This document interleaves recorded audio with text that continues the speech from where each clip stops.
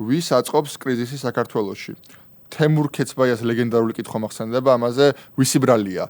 ძალიან ლოგიკური არის, რომ საზოგადოებამ ხელისუფლებას დაუსვას კითხვა ნებისმიერ საზოგადოებამ, ნებისმიერ ხელისუფლებას, ვისი ბრალია, მაგალითად ქვეყანაში არის ამე პრობლემა. დაუშვათ ქვეყანაში არის გაჭიროება, ადამიანების ცხოვრების დონე რო არის ძალიან დაბალი, ეს ვისი ბრალია.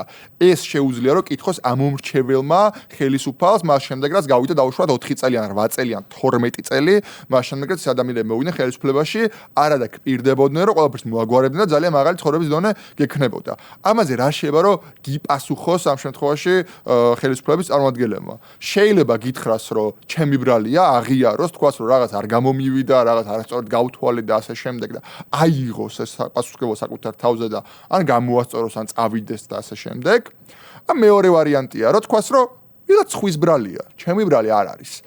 ამ შემთხვევაში კრიზისები ყოველთვის აწყობთ ხოლმე ხელისუფლებებს გავს პოლიტიკურ სისტემებში, იმიტომ რომ კრიზისის გამოგონება, კრიზისის შექმნა, ცეცხლზე ნავთის დასხმა, ეს არის საბაბი, რომ შენ მეტი ფინანსები წამოიღო ბიუჯეტიდან, გადასახადები გაზარდო, მაგალითად, რაც გადააბიჯო რაღაც კანონებს, რაღაც შეზღუდვებს და ისეთი მეთოდების გამოყენება დაიწყო, რაც ჩვეულებრივ სიტუაციაში არ იქნებოდა მისაღები, მაგრამ იცი ახლა აქ ჩვენ კრიზისული სიტუაცია გვაქვს და ამიტომ გვჭირდება მეტი და მეტი, როგორც რომში იყო, რომ დიქტატორად ცხადებოდა, რაც როცა ვიმე გიტევდა, დიქტატორად ცხადებოდი, ამ შემთხვევაში გაცილებთ, რომ მეტი უფლებამოსილება გეძლეოდა. შესაბამისად, ეს კრიზისების ხელოვნურად შექმნა, ეს ძალიან კარგად ჩანს ჯორჯ ორუელთან ცხოველების ფერმაში, როცა რაც კი ხდებოდა, ყველაფერს აბრალებდნენ სნოუბოლს, რომელიც იყო პერსონაჟი, რომელიც არის ტროცკის იგულისხმება, რომელიც იყო საზღვარგარეთ ამ შემთხვევაში წასული, გაგდებული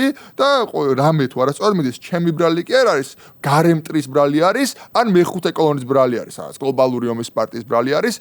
ზოგადად ცხოვრებაში ძალიან საშიში არის ყოველთვის ადამიანი, რომელიც არასდროს აღიარებს თავის დანაშაულს, ბრალს, შეცდომას, მისი ბრალი როცა არაფერი არ არის, შენი ბრალი არასდროს არაფერი არ არის, ყოველთვის ვიღაც სხვამ გააფუჭა, იქაც არასწორი პრეზიდენტი ან პრემიერი მიყავდა, გავუშვი, ეხლა მე თვითონ იდეალურა, მე ყველაფერს კარგად მივხედავ. შენი ბრალი არასდროს არაფერი არ არის, შენ იდეალური ხარ, არასდროს შეცდომას არ უშვებ. აი ასეთი ადამიანები საშიში არიან და ასეთი ხელისუფლებები განსაკუთრებით საშიში არიან და რამენაირად არიან გასაშობები და მოსაშორებლები არ აქვს ამ შემთხვევაში მნიშვნელობა ქვეყანას, კონკრეტულ პარტიას, ეს პრაქტიკულად უნივერსალური მიდგომა არის და უნივერსალური ფორმულა არის ჩემი აზრით. ხო, 2000-იანი წლების დასაწყისში განსაკუთრებით არსებობდა diverse world theory, ანუ დივერსიული ომის თეორია, ქართულად ესე ითარგმნება. მაშინაც, ანუ ზუსტად ამ საკითხის კვლევაზე იყო საუბარი, თუმცა მაშინ ეს შეეხებოდა იმას, რომ როდესაც ავტოკრატიული რეჟიმები გრძნობენ, რომ ან ეკონომიკურად ვეღარ უჭირავთ ქვეყანა, ან მისი რეიტინგი, ანუ ლიდერის რეიტინგი ეცემა, ისინი იწყებდნენ ომს. და კვლევის მთავარი საკითხი იყო, რომ რატომ იწყებენ ეთნიკურ კონფლიქტებს და რატომ არ იწყებენ საგარეო კონფლიქტებს, ხო? და მე შემდეგ ვიცით, რომ ომის შემთხვევაში რაღაცა ავტორი ნებისმიერ შემთხვევაში გინდა არ გინდა შენი ქვეყნის ხელისუფალს უჭერ ხელს, შემდეგ იზომებოდა ის, რომ შეეძლო თუ არა, თქვა საგარეო ომი ეწარმოებინა ამ ქვეყანას და პუტინი მაგალითად დღემდე წარმატებით იყენებდა ბოლო ორ შემთხვევაში. ჩვენ ხედავთ, რომ 2014 წელსაც მისი რეიტინგი ეცემოდა და ეცემოდა დიდი ტემპებით, როდესაც ყირიმის ანექსია მოხდა. ეხლა შეიძლება ნაკლებად იყო ეს, იმიტომ რომ ფაქტობრივად წინააღმდეგობისკერა რუსეთში აღარ არსებობს და მისი რეიტინგის ვარდნაც შეიძლება აღარასდროს აღარ მოხდეს პრინციპში სანამ ცოცხალი არის, თუმცა ის ყოველთვის კრიზისულ სიტუაციებში იწყებს ომს და ამის რესურსი რუსეთს აქვს.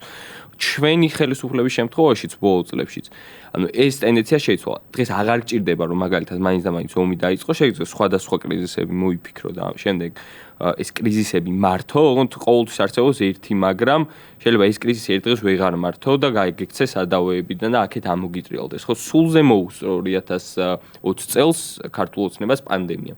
2018 წლის საპრეზიდენტო არჩევნების შემდეგ მათი რეიტინგი იყო ყოველდღიურად კლებადი.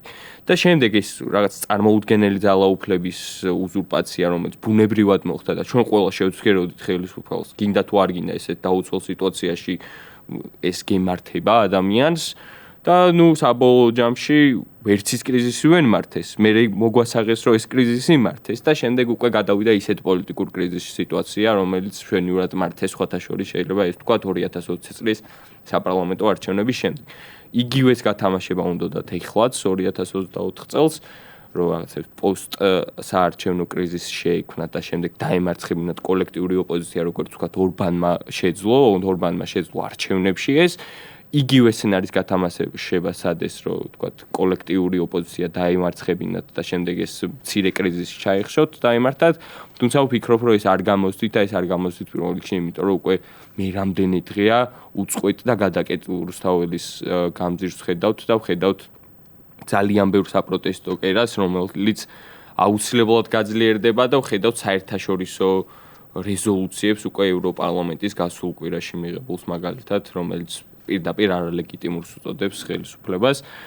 ასე რომ ხო, ამჯერად ეს თამაში და ეს საჭადრაკო პარტია არ გამოუვიდა ქართულ ოცნებას, შეიძლება თამამად ითქვას და რამდენიმე სვლა არის დარჩენილი საჭადრაკო დაფაზე, რომლის სწორად გაკეთება მეორე მხარესაც გვმართებს, რომ აქეთ არ ჩავარდეთ რთულ მდგომარეობაში თუ საჭადრაკო პარტია წარმოვიდგეთ ამ ყველაფერს.